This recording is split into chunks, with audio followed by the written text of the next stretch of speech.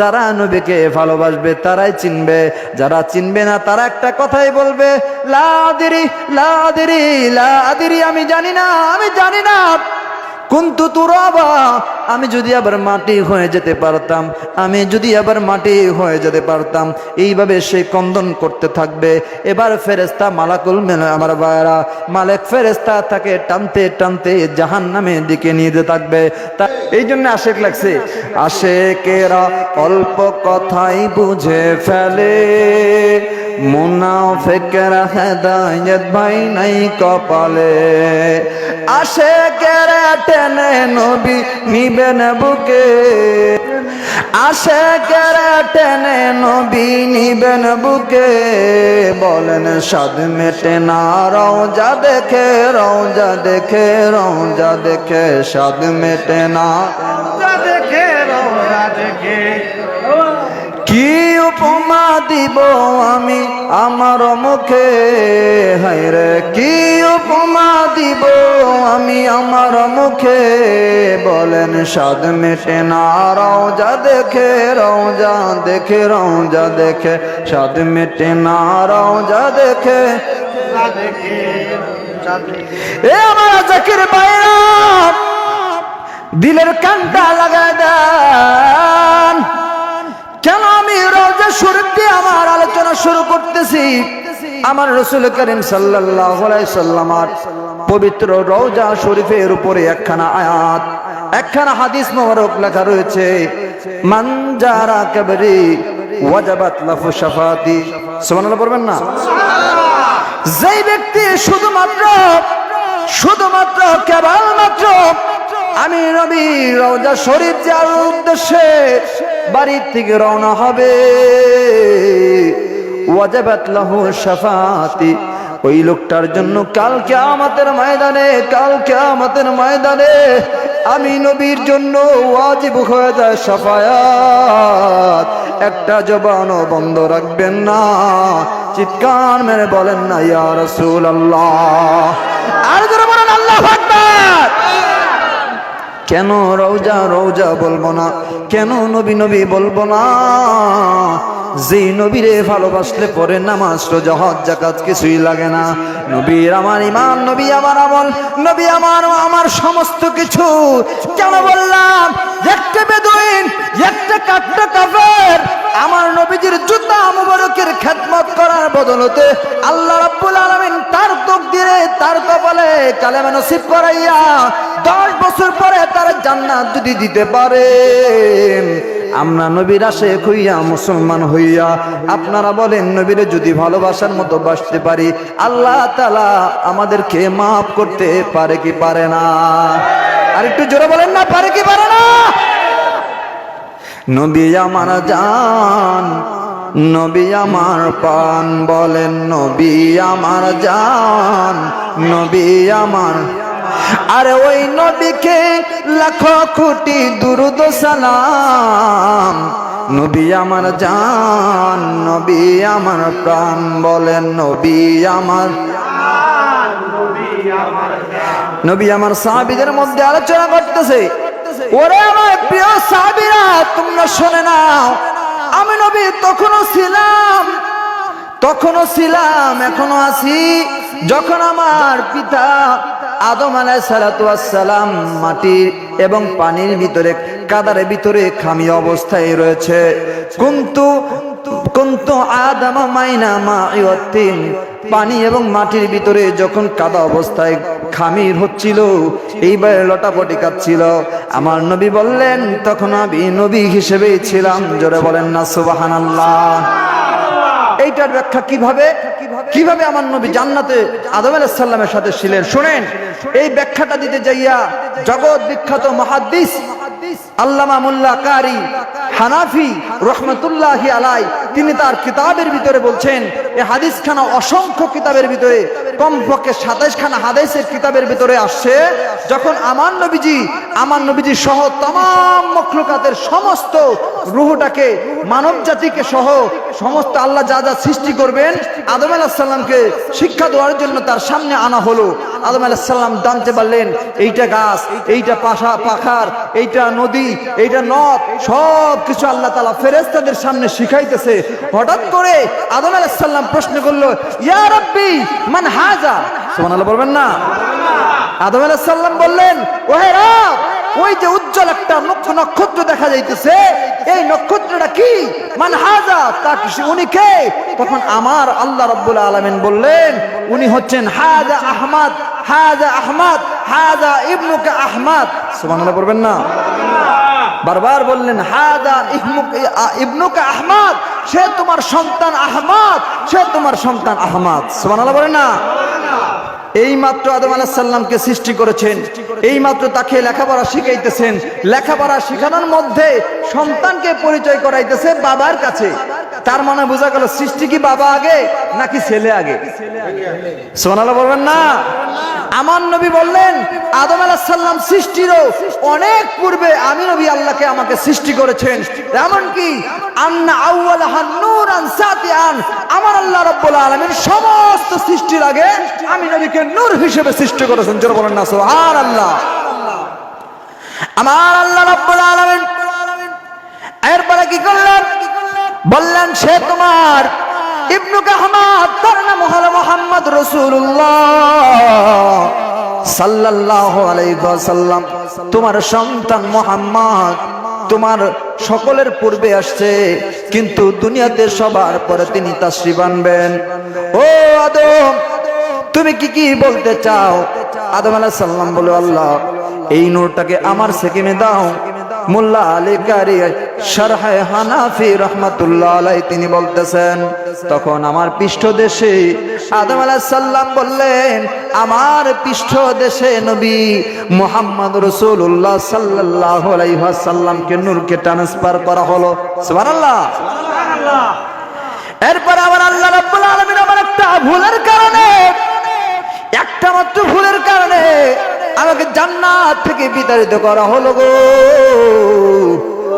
এই কারণে নবী মুহাম্মদ দুনিয়াতে আগমন করলেন।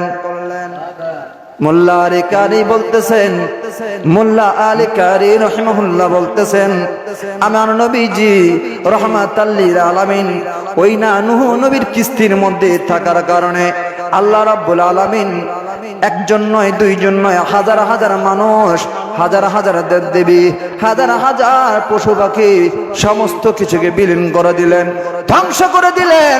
কিন্তু হযরতে নূহ আলাইহিস সালামের সাকেমের ভিতরে পৃষ্ঠদেশে আমার নবীর নূর থাকার কারণে ওই দিন আমার কিস্তি মুবারক ভাসিয়ে রেখেছে আমার আল্লাহ। আর আমার নবীর যদি নূহ নূর মুবারক আমি নূহর পিঠের ভিতরে না থাকতো, আমি ওই নৌকার ভিতরে বেশে থাকতে পারতাম না, আমার নৌকাও ধ্বংস হয়ে যাইতো। আল্লাহু আকবার বলেন। আমার নবী বললেন, এখানে শেষ নয়, আমি আমার পিতা ইব্রাহিমের দোয়ার ফসল যখন তাকে আগুনের ভিতরে নিক্ষেপ করা হলো, ইব্রাহিম আলাইহিস সালামের কাছে জিবরাইল আমিন বলে, ও বন্ধু ইব্রাহিম, তুমি আমার কাছে বলো, একটা ফু মেরে আগুন নিভিয়ে দিব, আমি তোমাকে এখান থেকে নিরাপদে রাখবো। ইব্রাহিম আলাইহিস সালাম বলল, না না না, আমার একমাত্র বন্ধু আমার আল্লাহ। সুবহানাল্লাহ।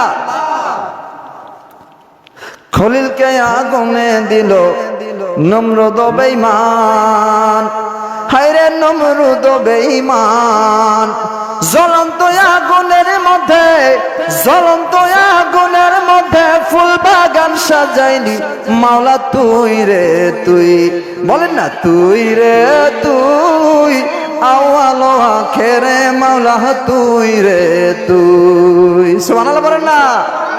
আমার আল্লাহ কি এখন আছে না নাই? সেই আল্লাহ কি এখন আছে না নাই? আগের মতো আছে না বুড়া হয়ে গেছে? তাহলে আমার আল্লাহ যদি আমার নবীকে বলেন, ওয়ামা আরসালনাকা ইল্লা রাহমাতাল লিল আলামিন, আমার নবীকে যদি আমার আল্লাহ বলেন, কুল বিফাদিল্লাহি ওয়া বিরহমাতিহি ফাবিযালিকা ফালিয়াফরাহুন, আমার আল্লাহ যদি বলেন, লাউলা কালামা খালাকতুন নার, লাউলা কালামা খালাকতুল আফলাক, লাউলা কালামা খালাকতুল জান্নাহ ওয়াল জাহান্নাম ওয়াল আরশু ওয়াল লাউহু কলম, জোরে বলেন না সুবহানাল্লাহ। আমার আল্লাহ যদি এই কথা আগে বলে থাকে, সেই কথার রায় কি এখনো থাকবে না তখনই ছিল? জোরে বলেন না, রায় কি সীমাবদ্ধ আছে না চলতে থাকবে? আল্লাহু আকবার বলেন না। আমার আল্লাহ রাব্বুল আলামিন বললেন, শুধু কি আমার নবী প্রথম, আমার নবীজি সৃষ্টির শুরু, আমার নবীকে শেষে পাঠাইছে এই কারণে গো সমস্ত জাহান আমার নবীর দাওয়াত, আমার নবীর গুণগান করবে। আর আমার নবীর জামানায় যারা আসবে সমস্ত নবী ওলি পয়গম্বর সবার চাইতে আমার নবীর উম্মতের দাম আমি আল্লাহ বেশি বেশি বাড়ায়া দিব। যারা বলেন না সুবহানাল্লাহ। সবসে যাও লাহো আলা হামারা নবী, सबसे बाला हो आला हमारा नबी, सबसे आला हो आला हमारा नबी, अपने मौला का प्यारा हमारा नबी, अपने मौला का प्यारा हमारा नबी, दोनों आलम का दूल्हा हमारा नबी, सबसे आला ला हमारा नबी। कौन देता देने वाले मो चाहिए, कौन देता देने वाले मो चाहिए, सब रसूलों से आला हमारा नबी, सबसे आला हो आला हमारा नबी। নবীর প্রশংসা ইমানদারের জন্য, নবীর প্রশংসা অন্তরের খোরাক। মুনাফিকদের জন্য নবীর প্রশংসা বড় কষ্টদায়ক। কেননা আমার নবী যখন দুনিয়াতে আগমন করেছেন তখন শয়তান চিৎকার মধ্যে কেঁদেছিল, আর আমার নবী যখন দুনিয়াতে আগমন করেছেন তখন হাজার হাজার ফেরেশতা পাঠাইয়া আমার আল্লাহ ঈদ পালন করেছে, আনন্দ পালন করেছেন। জোরে বলেন না সুবহানাল্লাহ। তা আমরা খুশি না বাজার? আরে জোরে বলেন না, খুশি না বাজার? মুজামুল তাবারানী শরীফের ভিতরে আমার নবীজি সাল্লাল্লাহু আলাইহি ওয়াসাল্লাম তিনি আরজ করতেছেন। এই হাদিসখানা আয়েশা রাদিয়াল্লাহু তাআলা থেকে বর্ণিত। হযরত আয়েশা সিদ্দিকা রাদিয়াল্লাহু তাআলা বলেন, কানা রাসূলুল্লাহ সাল্লাল্লাহু আলাইহি ওয়াসাল্লাম ওয়া আবু বকরিন তাযাকারা মিলাদাহুমা। জোরে বলেন ইন্দি, জোরে বলেন না সুবহানাল্লাহ। অর্থাৎ আমার নবীজি এবং আমার বাবা আমার কাছে নবীজির জন্মের মিলাদের আলোচনা করতেছিলেন। সুবহানাল্লাহ বলবেন না? এই হাদিসখানার মান হচ্ছে সহিহ, হাসান সহিহ। আর এই হাদিসখানার ভিতরে আঙ্গুল দেওয়ার মতো কোনো আলেম এখনো পর্যন্ত পয়দা হয় নাই। আমার নবীজির থাকাকালীন আমার নবীজি নিজে তার মিলাদ সম্পর্কে, তার জন্ম সম্পর্কে আবু বকরকে নিয়ে তার স্ত্রী আম্মা জান আয়েশা সিদ্দিকা রাদিয়াল্লাহু তাআলা আনহার সাথে আলোচনা করেছে। আর তখনকার সিস্টেম ছিল শুধু যুদ্ধ আর যুদ্ধ। আমার নবীজি সশরীরে একটা নয়, দুইটা নয়, 27টা যুদ্ধ নিজে অংশগ্রহণ করেছেন। তখন তো এইভাবে মিলাদের আয়োজন করার সুযোগ ছিল না, কিন্তু যখনই সুযোগ পেয়েছে আমার নবীজি রোজা রেখে তার জন্মদিন পালন করেছে, সাহাবী کرامদের সাথে মিলাদের আলোচনা করেছে। সাহাবায়ে کرام যখনই সুযোগ পেয়েছে নবীর মিলাদের আলোচনা করেছে। যখন মক্কা থেকে মদিনায় হিজরত করেছে হাজার হাজার সৈন্যরা, হাজার হাজার বাচ্চারা এবং যুবকেরা আমার নবীকে তলা আল বদর আলাইনা মিন সানিয়াদিল বিদাই বলে সুস্বাগতম জানাইছেন। জোরে বলেন না সুবহানাল্লাহ। আজকে আমরা মিলাদুন নবীর দলিল নিয়ে ব্যস্ত আছি। কোথায় মিলাদুন নবী? রবিউল আউয়াল মাস আসলে পরে বেদাতের ফতোয়া চলে আসে। যখন আমরা সিরাতুন নবী পালন করতে যাই, মাহফিল করতে যাই, স্টেজ বড় করি, আমাদের স্টেজ একজন প্রধান অতিথিকে টাকা পয়সা খরচ করে আনি যে একজন মন্ত্রীকে আনলে হয়তোবা আমাদের স্টেজের লোকজন বেশি হবে, ভাইরাল বক্তাকে আনলে আমাদের স্টেজের আলোচনা ভালো হবে, লোকজন বেশি হবে, এই চিন্তা করি। কিন্তু যাকে না বানাইলে 18,000 মাখলুকাত কিচ্ছু সৃষ্টি করতো না, আল্লাহ কোনো কিছু বানাইতো না। সেই নবী দুনিয়াতে আসছে, তার শুভ আগমনে আমরা আনন্দ করে জশ্নে জুলুস করব, মিলাদুন নবী পালন করব, অনুষ্ঠান করব। আজকে আমাদেরকে বেদাতের ফতোয়া দেওয়া হয়। জোরে বলেন না, জোরে বলেন না। বড় আফসোস, আমরা মুসলমানদের জন্য বড় আফসোস। আমরা মাহফিল করতে রাজি আছি, বেদাতের ফতোয়া খুঁজি না। আমার নবীজি আপনারা বলেন কবে মাইকে বড় স্টেজ করে ভিডিও কনফারেন্সের মাধ্যমে আমার নবী যে আলোচনা করেছে, এইটা ছিল কোনোদিন? সাহাবীদের যুগে ছিল, তাবেঈদের যুগে ছিল, তাবেঈদের যুগে ছিল, কোন যুগে ছিল না। অথচ দেখেন বেদাতের ফতোয়া আসে না, বলে আপনারা তো মিলাদুন নবী মুস্তাহাব সওয়াবের আশায় করেন, আমরা তো সওয়াবের আশাই করি না। আরে মিয়া সওয়াবের আশাই করেন না, মাহফিল সাজান। যে লোকটা মাহফিল সাজায় সে তো চিন্তা করে আলেম এসে আমার জন্য দোয়া করবে, আলেম এসে আলোচনা করবে, আমার সওয়াব হবে। বলেন না, আশা করে কি করে না? মাহফিল সাজায় কি আশা করে? আমার আত্মীয় স্বজন, আমার প্রতিবেশী, আমার আপনজন সবাই আমার জন্য দোয়া করবে, অথবা আমার রিজিকের ফয়সালা হবে আল্লাহর তরফ থেকে একটা মাহফিলের মাধ্যমে। আশা করে না? জোরে কোন আশা করে না? মাহফিল মানুষ কেন দেয়? তকদিরে বুরাই কাটানোর জন্য। আপনি সেইটা বেদত খুঁজুন না। মসজিদ ছিল মাটির মসজিদ, ছিল সোনের মসজিদ, ছিল টিনের মসজিদ, আপডেট করে ফেললেন, পাকা টাইলস করে ফেললেন। কোথায় ছিল? নবীর যুগে ছিল? জোরে বলেন না, নবীর যুগে ছিল। আপনি মাইক লাগাইলেন, ভালো কথা, কিন্তু আপনি যে এরপরে মাইকে আলোচনা করতেছেন, নবীর যুগে মাইক ছিল না। আপনি বলবেন এইটা কোনো সওয়াব বা বেসওয়াব না, দিলে ও সওয়াব আছে, না দিলে সওয়াব নাই। আরে ভাই, তাহলে পরে এসি যে আপনার টাকা দিয়ে দিতেছি, যে লোকটা আপনাকে এসি কিনে দিতেছে সে তো চাইতেছে মাওলানা সাহেব আমার জন্য দোয়া করুক। এটা কি সওয়াবের আশা না? জোরে বলেন না কেন? এই জায়গায় ফতোয়া লাগবে না। একটা লোক আপনাকে ফ্যান দিবে মসজিদে, ফ্যান যদি সেই লোকটা দেয় টাকা খরচ করে, আল্লাহর কাছে সওয়াবের আশা করে না? এটা তো মুস্তাহাব পর্যায়। সমস্ত আইম্মায়ে কেরামগণ তারা একমত, মুস্তাহাব নিয়ে কোনো বাড়াবাড়ি নয়। যেটা কোরআন হাদিসে না পাওয়া যায় সেটা মুবাহ। যদি কোনো ভালো মুবাহ আপনি সওয়াবের আশায় করেন সেটা মুস্তাহাব। সুবহানাল্লাহ বলবেন না? কিন্তু কোন মুস্তাহাব, ধরেন মিলাদুন নবী সাল্লাল্লাহু আলাইহি ওয়াসাল্লাম আমরা সুন্নাত বা ফরজ বলি না, মুস্তাহাব বলি। কিন্তু কোন ব্যক্তি যদি মুস্তাহাবকে নিয়ে বাড়াবাড়ি করে এটাকে নাজাত বেদাত ফতোয়া দিতে চায়, সেই জন্য তাকে আদালত শরীয়ত চারটা রকম লাগবে, অর্থাৎ কোরআন হাদিস ইজমা কিয়াসের কঠিন দলিল লাগবে। যদি সে না দিতে পারে আর বাহাস হয়, সেটা ঠকে যায় বা হেরে যায়, তাহলে পরে এইটা ফরজ হয়ে যাবে তাদের জন্য পালন করা। আল্লাহু আকবার বলেন না? আমাদের কাছে অসংখ্য দলিল আছে মিলাদুন নবী সাল্লাল্লাহু আলাইহি ওয়াসাল্লাম নিয়ে। মোল্লা আলী কারি হানাফি রহমাতুল্লাহি আলাইহি এবং জালালউদ্দিন সুয়ুতি, যার কিতাব না পড়লে আপনি আলেমই হতে পারবেন না। আমরা যে তাফসিরে জালালাইন পড়ি, জালালউদ্দিন সুয়ুতি, আমরা তাকে এত বড় আলেম হিসেবে জানি। 2 লক্ষ হাদিস যার মুখস্থ ছিল, তিনি সুন্নাহ থেকে, নবীর সুন্নাহ থেকে মিলাদুন নবী বের করেছেন। সুবহানাল্লাহ বলেন না? অর্থাৎ আমরা যেভাবে মিলাদ পড়ি, প্রথমে আমরা কোরআন থেকে তেলাওয়াত করি, এরপরে নবীজির প্রতি দুরূদ শরীফ পড়ি, এরপরে আমরা কি করি? নবীজিকে দাঁড়ায়া সালাম দেই। এই সিস্টেমটা অনেক আলেমরা, আমাদের বহির্ভূত আলেম যারা, তারা খুঁজে পায় না। অথচ জালালউদ্দিন সুয়ুতি বলল নবীজির সুন্নাহ থেকে আমি মিলাদুন নবীর দলিল পেয়েছি। সুবহানাল্লাহ বলেন না? আপনারা বলেন আমরা কি বর্তমান জমানার 2-1 টাকার মৌলবীকে মানবো, না যার হাজার হাজার লক্ষ লক্ষ হাদিস মুখস্থ ছিল তাকে মানবো? কথা বলেন না ভাইজান, সবাই বলেন না? যার লক্ষ লক্ষ হাদিস মুখস্থ ছিল এবং যাকে সবাই একভাবে মানে।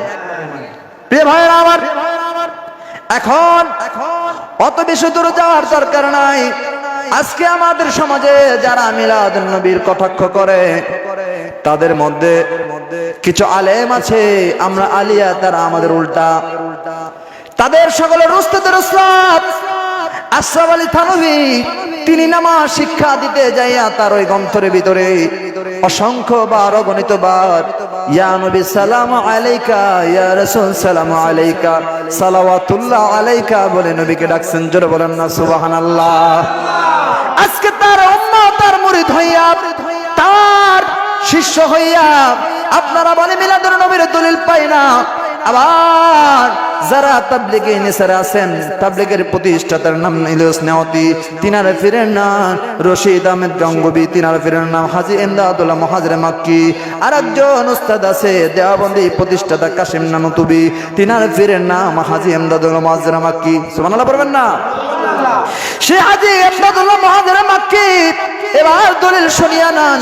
কোরআন হাদিসের পরে যারা তাদেরকে সবাই মানে, এই হাজী ইমদাদুল্লাহ মুহাজির মাক্কি, তিনি তারা ফয়সালায়ে হাফতে কিতাবের ভিতরে ফাইসালা হাফতে মাসালা কিতাবের ভিতরে আলোচনা করতে যাইয়া বলেন ফকির কে মসলে মিয়া হে जब महफिल मौलूद में शरीक होता हो बल्कि बरकत के जरिए समझकार हर साल मनक़त करता हो और क्या मैं लज्जत और लत्फ पाता हूँ जरा बोलना सुभान अल्लाह।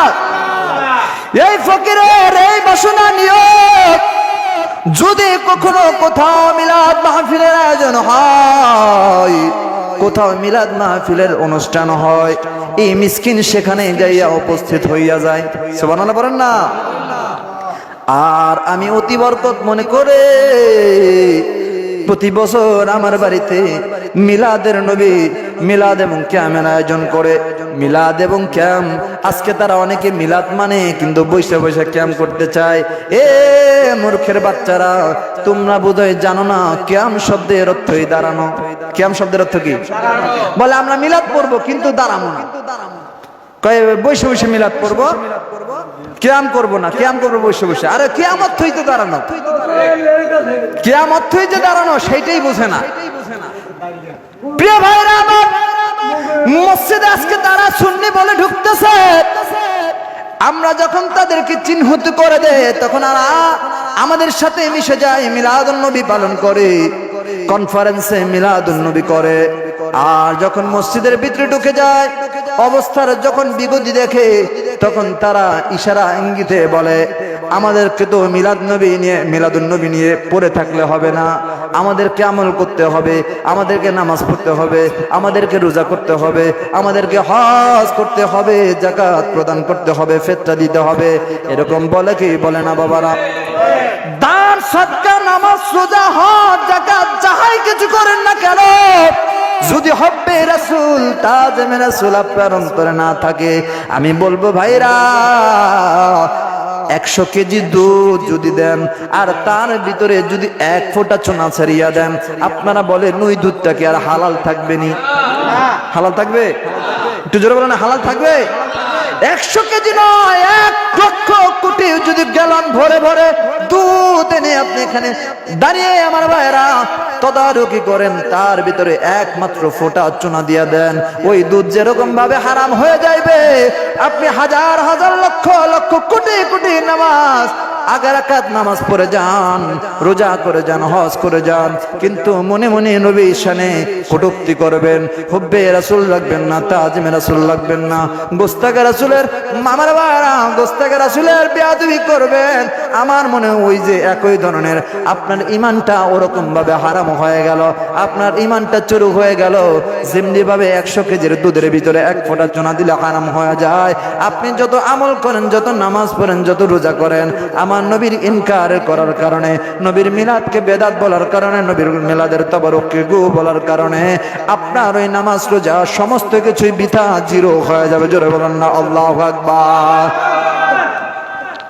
ও দয়াল নবী গো, তুমি আমার হইও গো কান্ডারি, বলেন ও দয়াল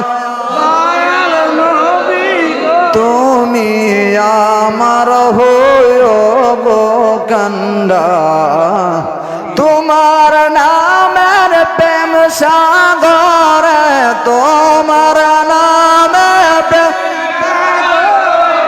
ভাসাইলাম ভাঙ্গা তরি, তুমি আমার হইও গো কান্ডা হরি, বলেন প্রাণের নবী তুমি আমার হইও গো কান্ডারি, নাই সাধন বজন রে নবী গো, নাই সাধন বজন,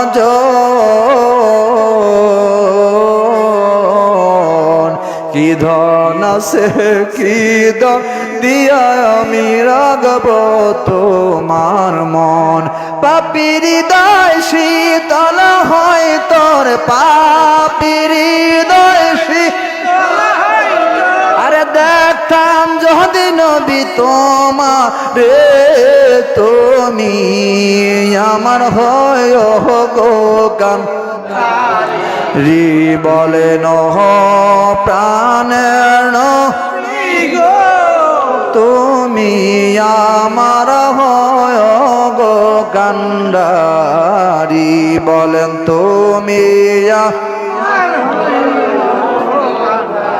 ও আমার ভাইরা, আমার বন্ধুরা রে, জাকির ভাইরা, দিলের কানটা লাগা দেন। নবীর আগমনে খুশি নয় যেজন, মুনাফিক সেজন বুঝবি তুই শেষকালে যখন কবরে জগতে চলে যাবেন, তখন বুঝবেন নবী কি জিনিসটা কি। আপনি আল্লাহকে চিনবেন না ভালো কথা, আপনাকে কিন্তু ফেরেশতা জাহান্নামে নিবে না। আপনি ইসলাম কি, আপনি আপনার ধর্মকে চিনতে পারবেন না, কিন্তু জাহান্নামে ফেরেশতা আপনাকে টানতে শুরু করবে না রে বন্ধু। কিন্তু সর্বশেষ বুখারী এবং মুসলিম, আবু দাউদ এবং তিরমিজি, নাসাই এবং ইবনে মাজাহ, সিয়াসিত্তার ৬তম কিতাব, যেটা কামিল মাদ্রাসায় কামিলতে পড়ানো হয়, প্রথম এবং দ্বিতীয় শ্রেণীতে পড়ানো হয়।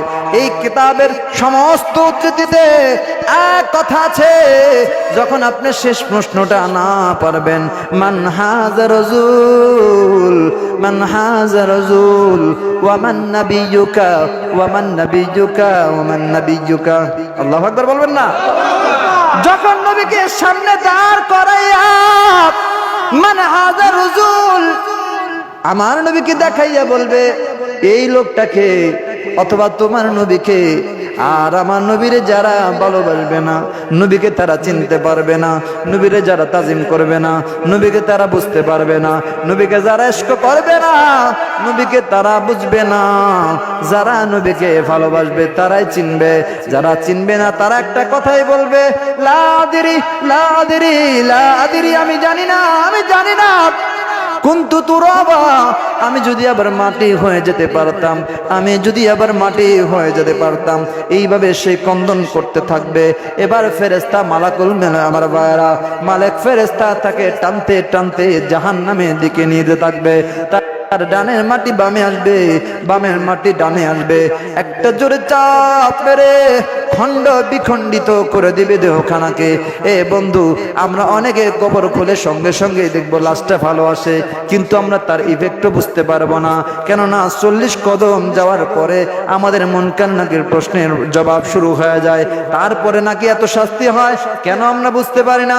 বুঝতে পারবেন এক্সাম্পল বা মিসাল অথবা উদাহরণ যদি আপনারা জানতে চান, তাহলে পরে কবরের সামনে আপনারা একটা গরু, গাধা অথবা উট, দুম্বা, যে কোনো ছাগল বাঁধিয়া রাখবেন। ওই লোকটার কবরে যদি তখন আযাব শুরু হয়ে যায়, ওই গরু, গাধা তারা সমস্ত কিছু টের পায়। দেখবেন তারা সেখান থেকে লাফালাফি শুরু করে দিবে, দৌড়াদৌড়ি শুরু করে দিবে। জাহান্নামের যে ভয়াবহ শাস্তি দুনিয়ার বুকে তারা অনুধাবন করতে পারে, তারা জানতে পারে, তারা দেখতে পারে, বুঝতে পারে, কিন্তু আমরা মানুষ, আমার আল্লাহ তাআলা আমাদেরকে দয়া করে কিছু বুঝতে দেন নাই। জাহান্নামের আগুন যে কত ভয়াবহ মানুষজন যদি জানত, ঘর বাড়ি ছাড়িয়া তারা জঙ্গলে জঙ্গলে ঘুরিয়া ঘুরিয়া বেড়াইতো। এ বন্ধু, আর যারা নবীর আশিক, নবীর পাগল, দেখলাম আজকে একটা ভিডিওতে নবীর পাগল কাসুয়াউট নবীর বিরহে হাউমাউ হাউমাউ করে কাঁদতেছিল, আমার নবীর প্রেমে কাঁদতেছিল। কেউ কত খাবার সামনে দেয়, কোনো মতে খাবার নেয় নাই, শুধু হা হা হা হা করে কাঁদতেছিল। সাহাবীরা কথা বলে, কোনো জবাব দেয় না, হাতে মাথায় হাত দিয়ে দেয়, কোনো উত্তর দেয় না, গালের মধ্যে হাত দিয়ে দেয়, কোনো জবাব দেয় না, শুধু হাউমাউ হাউমাউ করে কাঁদে। নবীর সাহাবীরা যদি জানতো রে নবীর প্রেম কি ব্যথা, উট কি বুঝতে পারেছে, উট কি বলতে চায়, নবীর সাহাবীদের কলিজা ছিঁড়ে যাইতো। আমার নবীর সাহাবীরা যদি জানতো, কলিজা ছিটে তারা বেহুশ হয়ে পড়তো। উট নবীর প্রেমে এতটা পাগল হলো, কেউ বুঝতে পারে না। উট নবীর প্রেমে পাগল হইয়া কূপের মধ্যে ঝাঁপ মেরে নবীর প্রেমে বিলীন হয়ে যায়। আল্লাহু আকবার বলেন না? আজকে আমরা মানুষ নবীর প্রেমে যদি কান্নাকাটি করে একটা ভিডিও আপলোড দেই, নবীর প্রেমের আলোচনা যদি করি, আমাদেরকে বলা হয় কিচ্ছা কাহিনী বলতেছি। মানুষ কত গর্ধ, কত খারাপ, মানুষের মনগুলা পাথরের মতো হয়ে গেছে। এই জন্যই তো জামানার জিন্দাওয়ালে বিশ্বলি দিবানিশি নবীর প্রেম বিশ্ব জাকের মঞ্জিলে শিক্ষা দিলেন। কথা বলেন না ভাইজানরা, জোরে বলেন না। কেবলাদার হুজুর বললেন, বাবা এই দপ্তরটা মদিনাওয়ালার দপ্তর, এখান থেকে মদিনাওয়ালার প্রেম ভালোবাসা শিক্ষা দেওয়া হয়, এখান থেকে মদিনাওয়ালার সার্টিফিকেট দেওয়া হয়। বাবা ইমাম মাহাদির সৈনিক বিশ্ব জাকের মঞ্জিলে তৈরি করে মদিনার কাফেলার ভিতরে তাদেরকে দেওয়া হবে। সুবহানাল্লাহ বলেন। এ বন্ধু, যারা নবীর আশিক, নবীর যারা পাগল হবে, তাদেরকে বলা লাগবে না। নবীর সামনে যখন দাঁড়ানো হবে, আমার নবী বলবে, আমার উম্মত রে আমার দিয়া দাও। ওই আমার পাগল, ওই আমার উম্মত, তার প্রশ্ন তুমি করো না মুনকার, তার প্রশ্ন তুমি করো না নাকির, আমার উম্মত রে আমার দিয়া দাও। এবার মালিক ফেরেশতারা আমার আল্লাহ বলবে, এ ফেরেশতা, তুই কার কবরে যাইতেছিস? যেই কবরে আমার নবীজি নিজে সাক্ষী দাতা হয়ে যায়, তার হিসাব আমি আল্লাহ নিজেই নিয়ে নিলাম। জোরে বলেন না সুবহানাল্লাহ। নারায়ে তাকবীর, নারায়ে তাকবীর, নারায়ে রিসালাত। আল্লাহ রাব্বুল আলামিন মদিনাওয়ালার প্রেম ভালোবাসা নিয়ে আমাদের সকলকে কবরে শোয়ার তৌফিক দান করুন। জোরে বলেন আমিন। ওয়া মা আলাইনা ইল্লাল বালাগ। আসসালামু আলাইকুম ওয়া রাহমাতুল্লাহি ওয়া বারাকাতুহু।